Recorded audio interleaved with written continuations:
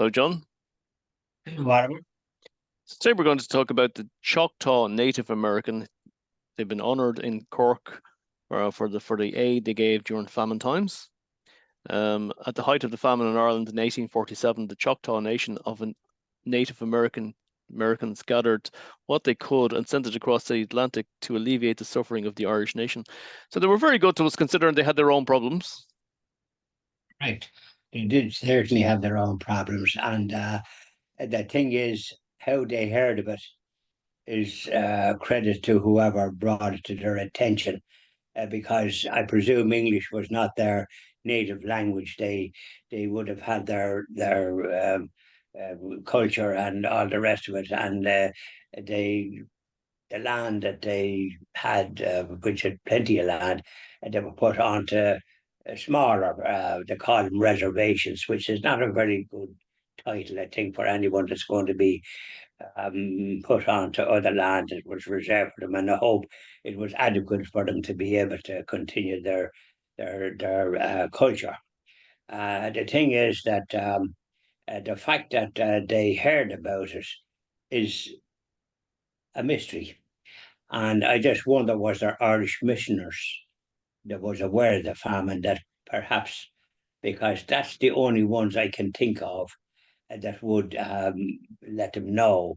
I can't see how otherwise. And our Irish missioners would often learn the language of whoever they were treating and trying to convert to the way, the truth, and the life. So, but leaving that aside, the fact that they wouldn't have much of the world's goods in that sense, but whatever they had, they pulled together and sent it over to relieve this terrible um, famine that was allowed by the British invaders to happen, without doing one blind thing to help over a million people to die of starvation, and in the most desperate conditions. We say a prayer for them.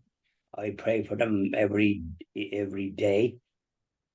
They're all resting in peace and the light of heaven, and are buried in mass graves, and all those that helped them to look after the Irish that died of starvation.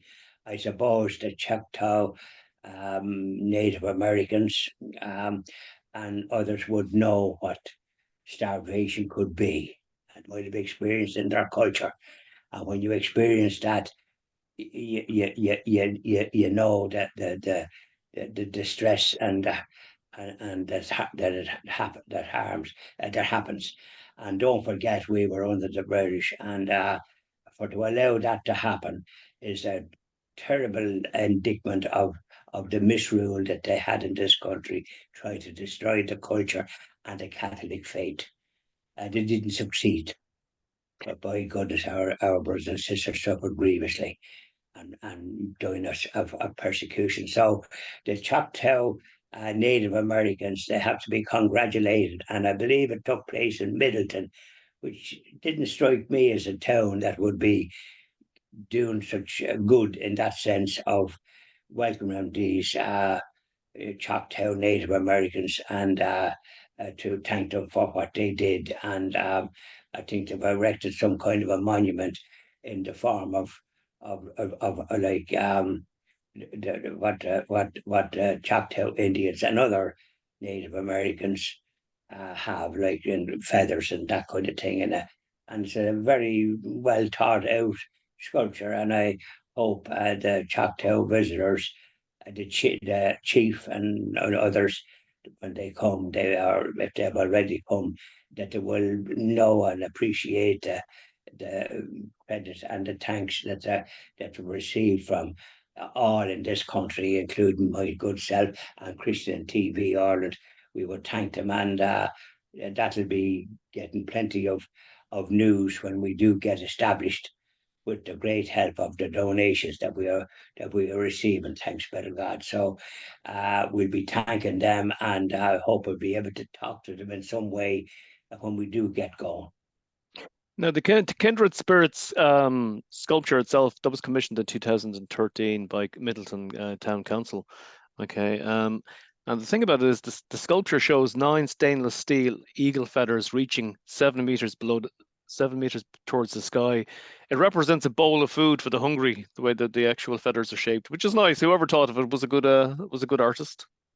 Nice. It was inspired, and I think when you're doing good of that caliber, everything comes into place because you're promoting tanks and something good. And whoever had the vision to design like that and to have it reach into the sky, reach into heaven, it has that symbol, I think, and it's in the shape of a food bowl, because our brothers and sisters that died of starvation when the potato crop failed, which it did, and it failed before, and other thousands died from it as well. But a million or more that died and buried in mass graves.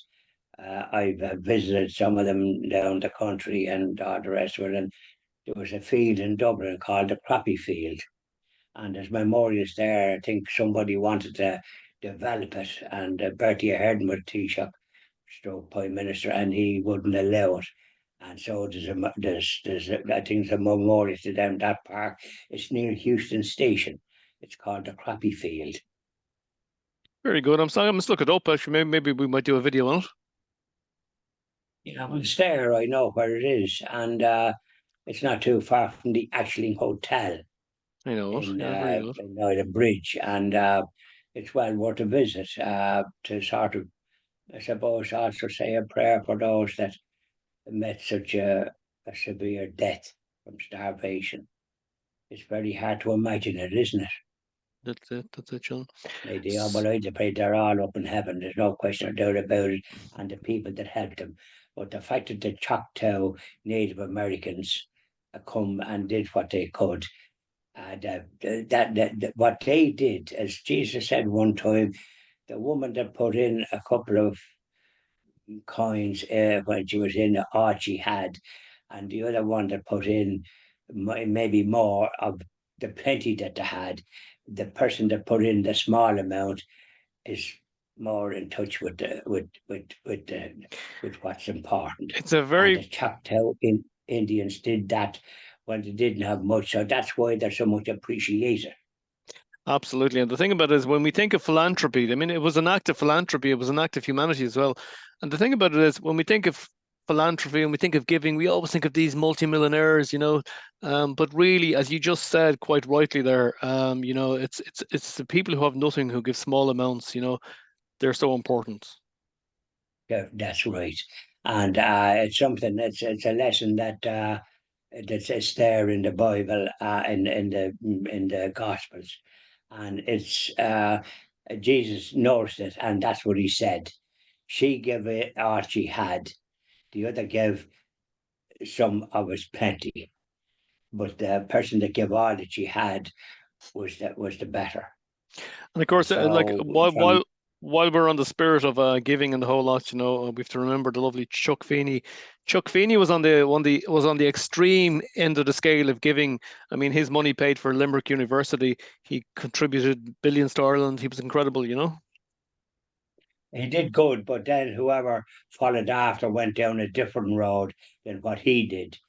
They supported evil of abortion and other kind of evils. They went down a very different road than perhaps Mr. Feeney. Um, I presume he was christened something other than Chuck, because I'm not aware of any Saint Chucks. Funny enough, I said that to a lady Okay. when I was at the conference, and I asked her the name of the child, and she said it, and I said, and where's your husband from, or what's his name? And she says Ryan. I said, I don't think there's too many Saint Ryans in heaven, is there? But she said maybe he'd be the first. Uh, I thought uh, it was a very good answer for the North of Ireland. So you can't trip them up. Very good, John Malone. That's a lovely ending. Thank you very much. Thank you very much. Bye now. Bye now.